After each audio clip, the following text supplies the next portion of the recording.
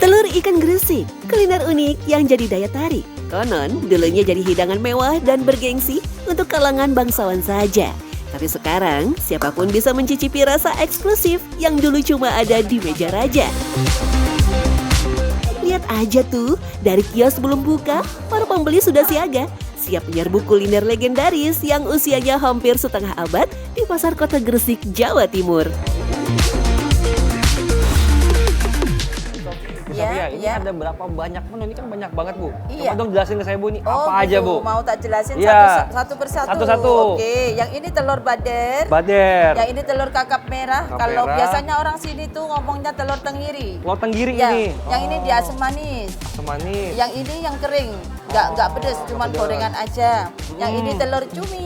Telur cumi. Yang ini telur kepiting. Oh, kepiting ini. Oke, ya. Yang ini telur mujair. Mujair. Ini telur belanak. Belanda apa? Kalau nggak tahu belanak itu gere. Geri. Ya. Dia juga nggak tahu saya, Bu. Nggak tahu juga. Ya, ini telur manyung. Telur badar yang dipepes daun. Pepes daun. Ini telur badar yang diolah dikasih tepung, Tepung. yang kayak rolade gitu loh, Mas. Oh, itu ya. Ya. Wah, olahan telur ikan bervariasi. Tapi ada satu yang jadi primadona dan paling banyak dicari. Yups, ndok bader alias telur dari ikan bader. Ikan bader juga dikenal dengan sebutan ikan taus. Biasanya telur ikan diolah menjadi pepes dan gorengan. Uniknya, dalam satu lorong pasar, ada 3-4 kios yang menjual telur ikan. Pelanggannya tak hanya warga Gresik saja tuh, dari luar kota juga banyak yang penasaran. Ini aku mau cobain telur ikan baderan ya. Bentuknya seperti ini nih. Ini khas Gresik nih, ikan bader.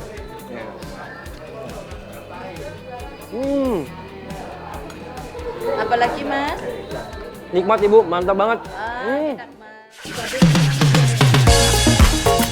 Menariknya, di kios ndok bader Bu Sofia, pembeli boleh icip-icip dulu berbagai jenis telur ikan sebelum membeli. Meski si ikan bader termasuk golongan ikan murah, tapi telurnya dianggap bagian paling mewah. Ya, bisa dibilang seperti kaviarnya ala Gresik. Bedanya kalau kaviar termasuk telur ikan termahal di dunia yang berasal dari ikan sturgeon yang diawetkan. Makanan sultan berstatus tinggi karena butuh waktu sampai 20 tahun untuk menghasilkan telur.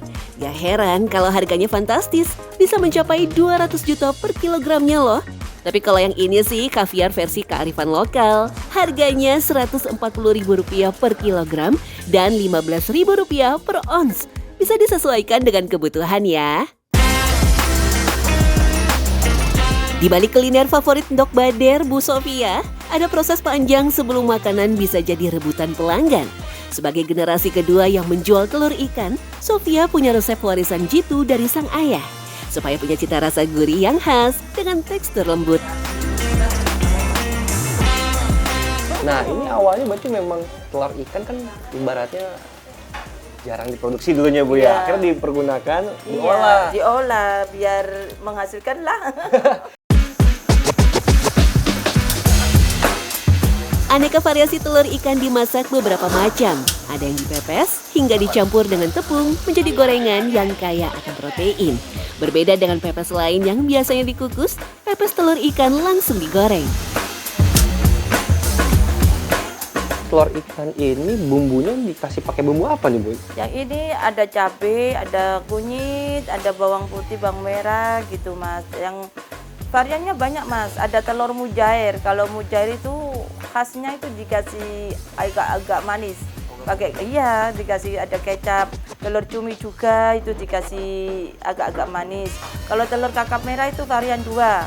Ada yang di asam manis, ada yang digoreng, nggak pakai pedas sama sekali. Tapi proses semua masak telurnya sama nggak sih, Bu? Harus digoreng dulu atau seperti apa? Beda-beda, Mas. Kalau yang aku bungkusin ini nggak pakai digoreng dulu. Dia mentah, diproses, terus langsung dibungkusin. Walaupun tak ada tahun pasti sejak kapan, telur ikan sudah diolah sejak lama oleh masyarakat Gresik untuk dikonsumsi. Namun telur ikan mulai populer di Gresik sejak tahun 80-an. Awalnya telur memang sering dibuang, tapi karena saat itu daging ikan cukup mahal harganya, telur ikan pun dimanfaatkan. Ditambah lagi Gresik yang letaknya di pesisir laut utara memiliki banyak area tambak, sehingga ikan pun melimpah. Bahkan ikan-ikan dikirim ke berbagai kota. Saking melimpahnya ikan yang tersedia, semua bagian ikan disulap jadi makanan lezat dan oleh-oleh khas Gresik. Kalau dulu di pasar malah jarang ada yang jual telur ikan. Yang ada di depan rumah, kadang orang yang jualan telur di depan rumah. Tapi yang paling ramai dulu itu yang keliling. Jadi tiap siang atau sore itu ada orang keliling nawarkan itu.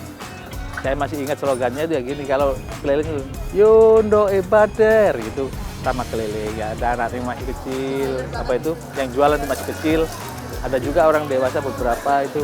Saya lihat itu bakulnya pasti itu aja yang keliling itu. Sering dijajakan keliling.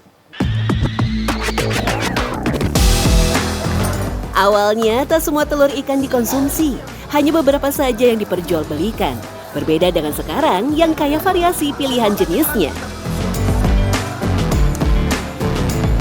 Kalau dulu yang diedarkan sering itu yang keliling itu ndok bader sama ndok dukang gitu.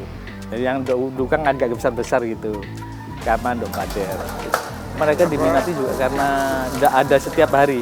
Ada di bulan-bulan tertentu kayak bulan Agustus, September itu baru ada usum, istilah di Gresik itu usumnya ndok bader tuh di bulan-bulan itu.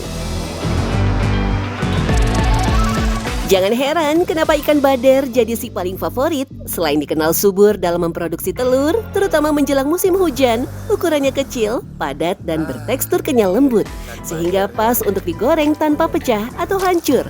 Ditambah lagi satu ekor induk ukuran sedang aja bisa mengandung ribuan butir telur. Wow, dari ladang rasa sekaligus sumber lauk istimewa. Dari ikan yang melimpah, awalnya telur ikan dianggap limbah. Namun kini, ndok bader bukan sekedar telur ikan biasa, namun menjadi daya tarik kuliner, cita rasa warisan, dan simbol budaya masyarakat Gresik.